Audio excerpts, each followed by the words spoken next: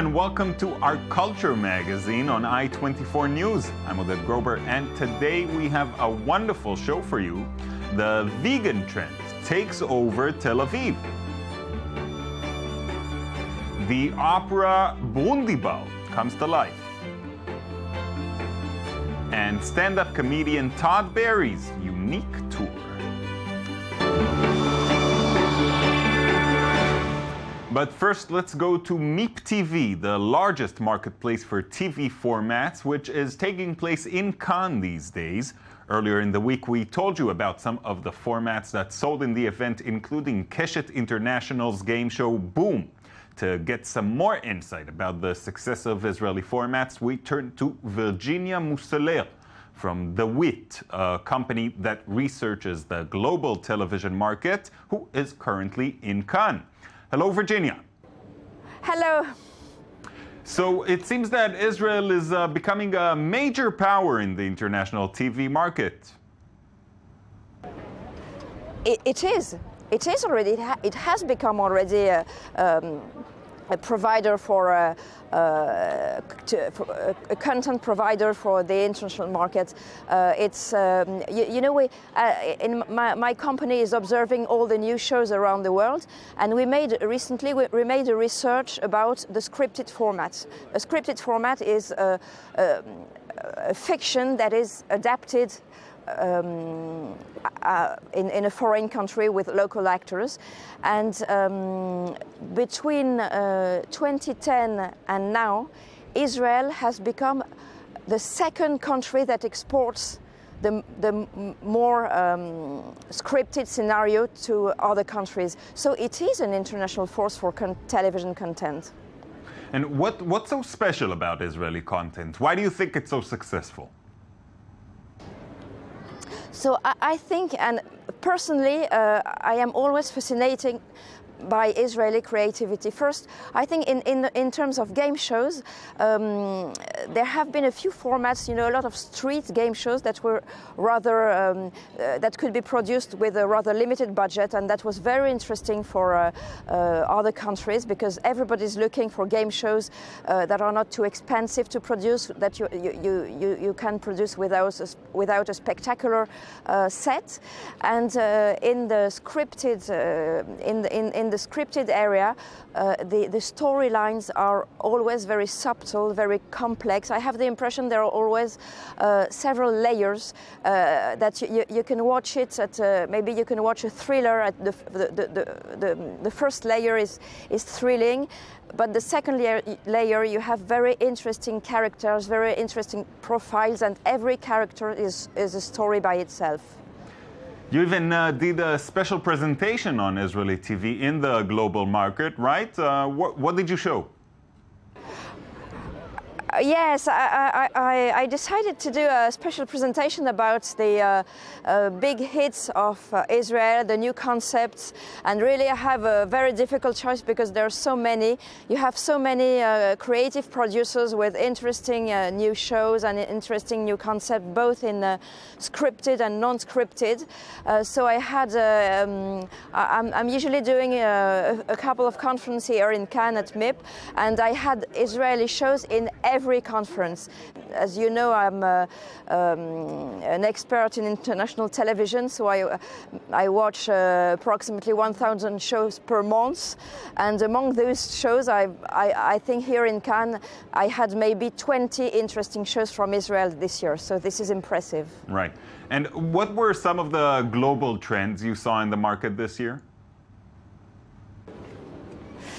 Oh, the major we had a very light-hearted trend this year at MIPCOM.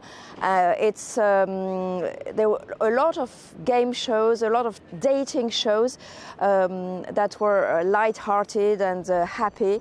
Many shows about love, about couples, and And also in the Israeli offer this year of new formats, there were games shows with couple playing together, pre-matches, matchmaking. It was really a big trend, and a lot of game shows as well, and fun. It was really a season where you could have fun with television, and it was really the main trend was love, game, and fun. Fun is always good. Thank you so much, Virginia. Thank you very much. Bye. Just like in London and New York, Tel Aviv has also been overtaken by veganism, the diet that excludes meat, fish, eggs, or dairy. The vegan movement has taken Israel by storm, and restaurants are adapting their menus to this new trend. Flo Sitruk has more.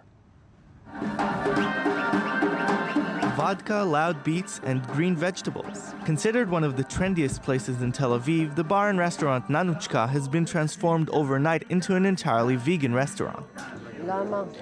The owner, Nana Schreier, a well-known figure in Tel Aviv nightlife and a veteran of a reality show, had to face the grumbling complaints of her Georgian customers, who like to wine and dine and also happen to be big meat lovers. I received quite a lot of criticism. Some people told me that they're waiting to buy my space because my restaurant would go bankrupt. Others told me I was stupid. The chef who was here for 7 years is gone. But I'm responsible for the food I serve my customers, so if I think that it's bad, I'm not going to put it on their plate just for the money. But most of the customers still remained faithful to Nanuchka. I like the meat, so naturally, I miss the old menu. But I keep coming because it's one of the nicest bars of Tel Aviv. I love it. Before Nanuchka, other famous places in Tel Aviv made the transition to veganism, such as the famous Orna and Ella, the restaurant featured in Eitan Fox's film The Bubble. Nowadays, there are numerous restaurants in Tel Aviv that don't serve meat, fish, or any other animal product, such as milk and eggs. But how can these ingredients be replaced? The answers are all revealed in the vegan cooking workshop. Becoming vegan is not depressing nor depriving. On the contrary, I gained a lot by becoming vegan. My cooking has become more diverse and interesting. We are here because I recently became vegan, but my boyfriend still hesitates, so I wanted him to learn with me. Many Israelis became vegan after watching a presentation by Gary Yurovsky, an American veganism advocate who condemns the exploitation of animals. People here are very easy to change because there is not, unlike France, for example, there is a long tradition of culinary tradition. You know, it goes way back and it's very, very conservative. Here, everything is open. What is Israeli kitchen? It's nothing clear. It's not certain. So you can still change it. You can still, put your hummus. They're all vegan dishes. Even Israel's Prime Minister Benjamin Netanyahu recently admitted in an interview that he has submitted to the Meatless Mondays trend. In a school in Tel Aviv, the sounds of the opera Brundibar can be heard. It's a performance once given in very different circumstances in Nazi Germany, before most of its performers were killed in concentration camps. Here's the story from Mael Ben-Oliel and Nurit Zanger.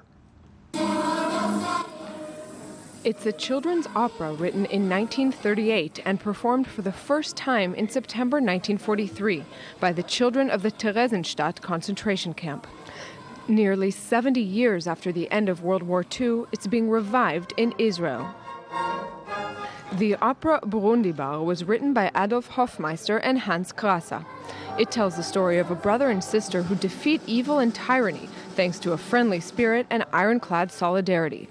It's a testimony to the resilience of the human spirit and proof that art can transcend time.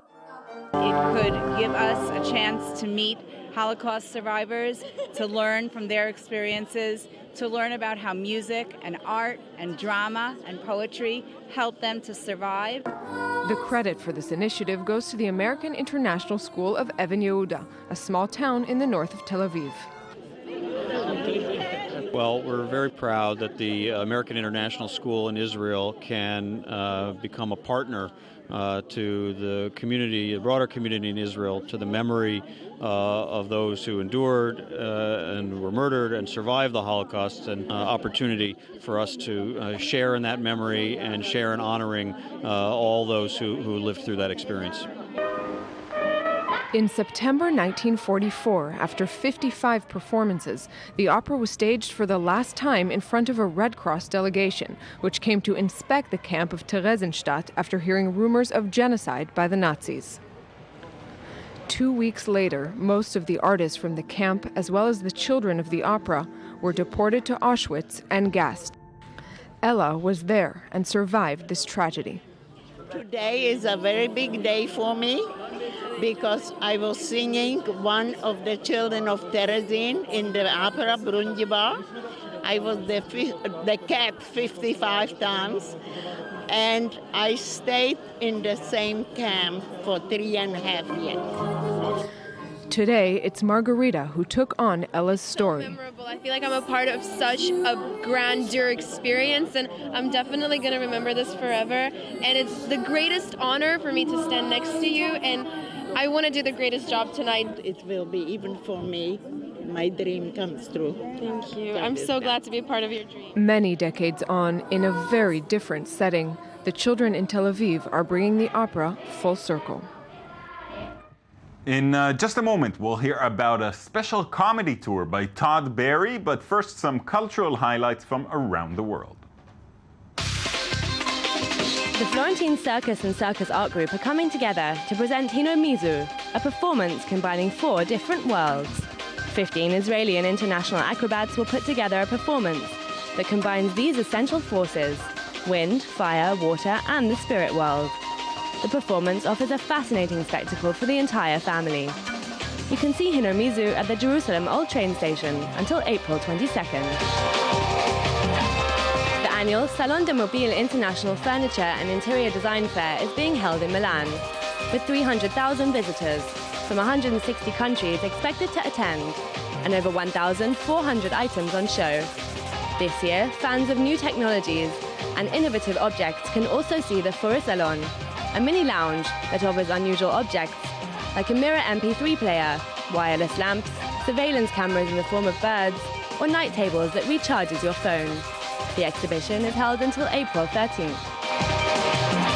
In Paris, an exhibition is devoted entirely to the last queen of Egypt and famous mistress of Caesar, Cleopatra, based on archaeological discoveries and famous works of art collected over the ages.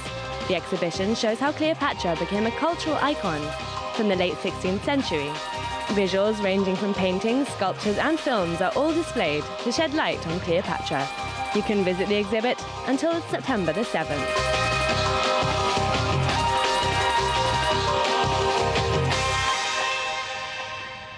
Joining me now in the studio is Amit Kling to bring a little laughter to our lives. Amit. Yes, I did. How are you? I'm good. Okay, so next week, veteran comedian Todd Barry is going to embark on what he's calling this the final crowd tour. This is the 3rd tour he's been doing in the past couple of years. This is just crowd work. Okay, back up a little. Okay, I'm backing up. Todd Barry, a stand-up comedian, does special tours that are based only on crowd. Only crowd work. He's doing. Okay, what's crowd work?